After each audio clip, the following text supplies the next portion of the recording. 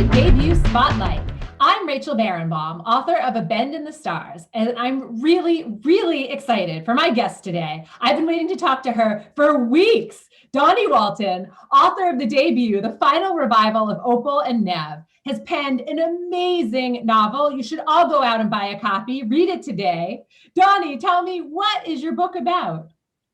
So, the final revival of OPAL and NEV is a fictional oral history. It's about an interracial rock and roll duo on the early 1970s New York scene. And it tracks their rise and their fall and a secret that comes to light as they consider reuniting for a big tour in the year 2016. So, there's a 1971 timeline and a more current day timeline, and you get to see this duo together and solo. Talk to me about the style, right? Because this is an oral history, so it's written as a set of interviews, basically. Can you talk about why? How did you come to that? Yeah, so I worked for years as an entertainment journalist. I worked at Entertainment Weekly, and it was a forum that we used a lot there to tell the stories of beloved albums and TV shows and movies.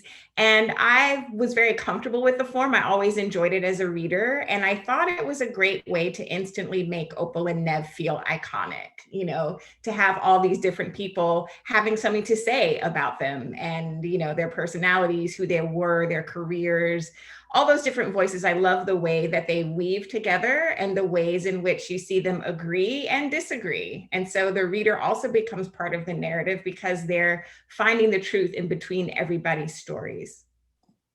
And the way I think that it worked so well, that you did such an excellent job, was that each of the interviews, as it's chronicled, has a very different voice. So each of the characters sounds so different. How did you do that? Like, how did you keep track of all of that?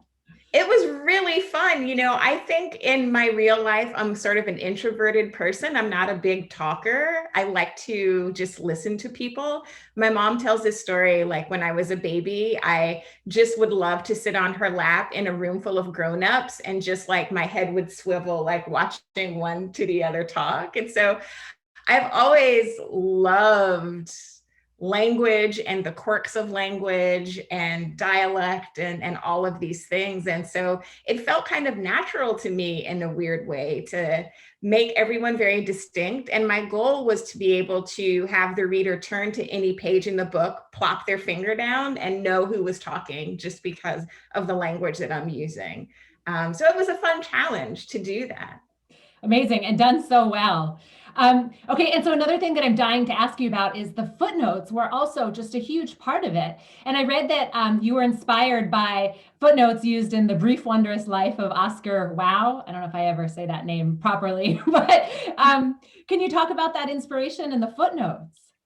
Well, I just think that, that novel really kind of knocked me out in terms of the wildness of the form and the way that the footnotes allow you to keep the narrative structure and the tone of the story that you're telling, while also like weaving in history and things that you want the reader to know for context.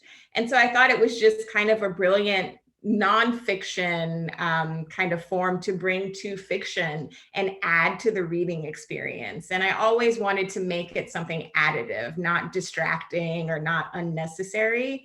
And I thought it was great fun to do. It was. All right, I want to move on to the characters themselves now. So Opal and Nev, at the end of their lives or whatever careers, they're huge stars. They're sort of larger than life figures. But in the beginning, they're very opposites, and they're sort of mediocre, right? Like they're not really such huge, like neither of them has a huge talent, and they're so different, right? You've got this skinny white redheaded kid, right? And then this this black woman who has the powerful voice but doesn't even know how to use her microphone, and yet they become stars. So was it a play on accidents? Like, why did you sort of start them as these mediocre, I don't want to say mediocre, not these super talented musicians? Yeah, I think that there's such a thin line between what can make someone very, very famous and what can like push them into obscurity. And I think it often has to do with luck sometimes, or in the case of Opal and Nev, it becomes this kind of pivotal, tragic moment that occurs at one of their shows that launches them to headlines and kind of makes them, makes an image out of them. There's this photograph that's taken and it's flashed everywhere, and it becomes the kind of picture that is a little emblematic of an era. And you look at it and you feel like you can tell a story from it. And I really like that idea that they didn't necessarily, get famous because they were hugely talented. Although I will say that Opal has an X factor to her that I also wanted to explore. She's not the best singer in the world, but she is a magical performer. And so I wanted to get that across, that it's often just like chance that can change a life. I was so hoping you'd say that, because I really, I loved that. Sorry, my dog is barking. Our mailman is coming. But I love dogs. No worries. Okay, good. So I want to talk about Opal. Another thing that I loved that you did, and I would love to ask you why, is she's bald. Right? And that's a huge part of her identity. And hair is so important. Can you talk about why she's bald? Yeah, I was kind of thinking of Opal as, for me, almost like a superheroine, like she can sometimes take what others might see as a vulnerability and make it like a core strength. And a lot of Opal's core strength is her giant confidence, even from a very young age. And hair, especially for Black women, is something that is very meaningful, very powerful. It's also something that we spend a lot of time and effort on. And I wanted to free her from that a little bit. I wanted to free her in an unconventional way, in a way that you might initially think would be a problem for her, but she kind of takes that and she makes it a fashion statement. And along with her outfits, which she calls her armor, she steps into the world and she just feels kind of like a goddess. And so I think that's why I wanted to do that. Can you talk about the photograph at the center of the book? I think mostly, so it's not too much of a spoiler to kind of say what happens at the concert, which is the drummer for Opal and Nev is killed during a riot that kicks off during a protest that Opal lodges against a rival band who brandishes the Confederate flag at their shows, right? And so there's all this violence, the drummer is killed, and then there's a news photograph that's captured of Opal and Nev escaping the theater. And the image is of Nev, it's of Opal kind of riding Nev piggyback. And she has on her stage costume and she's got on the glittery eye makeup, which is throwing up a flare against the lights outside. And she sort of almost looks like a warrior. And it's a picture that is very arresting and kind of is interesting for, who Opal and Nev are. As you said, they're outward opposites, a Black woman and a white Englishman. And there's just a lot of dynamics happening in the picture. And it's a kind of thing that the audience would read a lot into that's not necessarily the real story. And so in the photo, there's a lot of discussion of how the photo has kind of been elevated to art when actually it's a moment of real trauma, especially for Opal. While we're on the subject of photographs, I have to ask you about working for life.com, because I spent a summer working for Time Life books. Oh, cool. Yes, and going through the Time Life book archives, right? I mean, it's amazing. Talk to me about your love of photographs. Oh my gosh. So that might have been my top two of favorite jobs that I've ever had. It was so amazing to call in the archival photos, because they stored them, I think, in this big warehouse in New Jersey, and you'd call in a set and it would come in the box.